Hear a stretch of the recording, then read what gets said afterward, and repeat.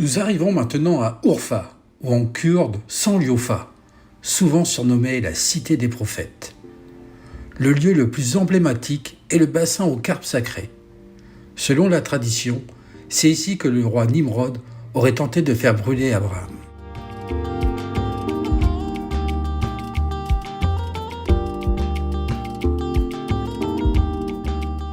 Au sein de la mosquée de la ville, on y trouve la grotte où serait né Abraham.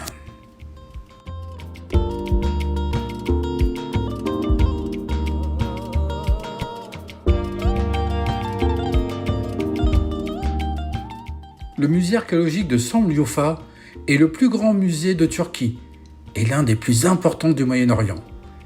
Il rassemble plus de 10 000 objets qui retracent l'évolution des sociétés humaines depuis le Paléolithique jusqu'à l'époque islamique.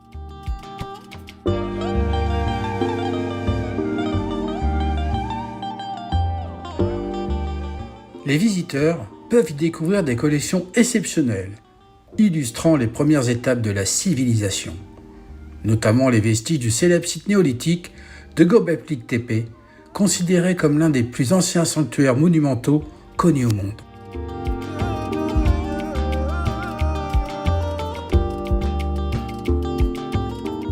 Le musée présente également l'homme d'Urfa, une statue datant d'environ 9000 ans, reconnue comme la plus ancienne statue grandeur nature jamais retrouvée.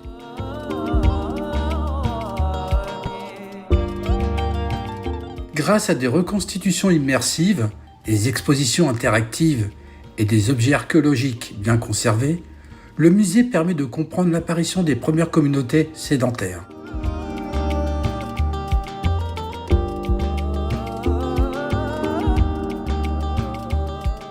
Le musée est une étape incontournable pour tous ceux qui souhaitent explorer les origines de l'humanité et les civilisations qui ont façonné la région de la Mésopotamie.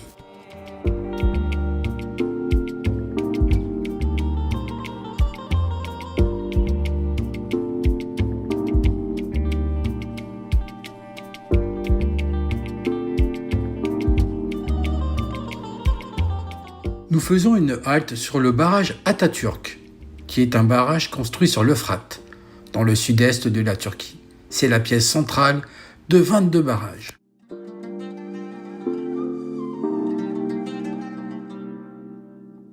Le tumulus de Caracus servait de tombe royale à plusieurs femmes. Son nom signifie l'oiseau noir, en référence à l'aigle qui couronnait autrefois l'une des colonnes du monument. À Arsameya, les bas-reliefs monumentaux racontent l'histoire des souverains de Commagène et leur volonté d'unir les cultures grecques et perses.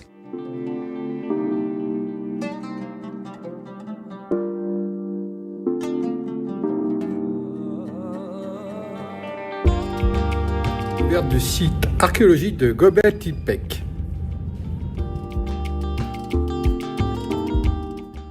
C'est probablement le site archéologique le plus révolutionnaire du XXIe siècle. Daté de plus de 11 500 ans, il est considéré comme le plus ancien sanctuaire monumental connu au monde. Ces gigantesques piliers en forme de T, parfois hauts de 7 mètres, sont décorés de lions, serpents, sangliers, renards et oiseaux sculptés avec une remarquable précision.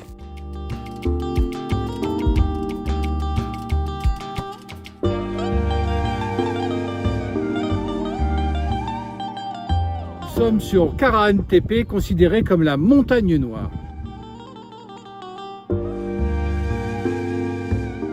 Les archéologues y ont découvert des piliers sculptés, des représentations humaines, grandeur nature et même des visages gravés directement dans la roche.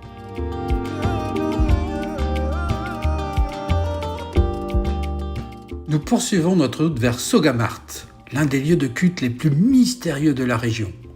Il y a près de 2000 ans, ce lieu était un important centre de culte dédié à la lune et au soleil.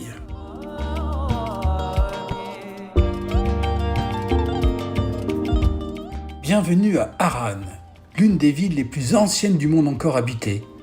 Son nom apparaît déjà sur des tablettes mésopotamiennes datant de plus de 4000 ans.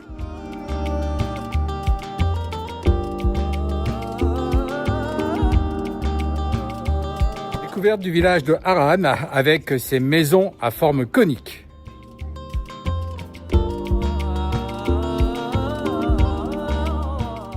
Cette architecture conique permet de maintenir une température agréable malgré les chaleurs extrêmes de la région.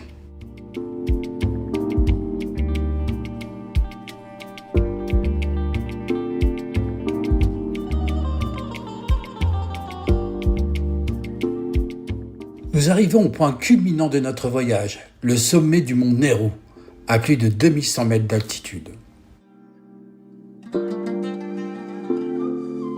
Dans un des sites classés au patrimoine de l'UNESCO. Au 1er siècle avant notre ère, le roi Antiochos Ier de Commagène fit ériger ici un immense sanctuaire funéraire destiné à célébrer sa propre divinité. Autour du gigantesque tumulus de pierre se dressent encore les têtes colossales de Zeus, Apollon, Héraclès, Fortuna et Antiochos. Malgré plus d'un siècle de recherche, personne n'a encore retrouvé la chambre funéraire d'Antiochos cachée sous les millions de pierres du tumulus.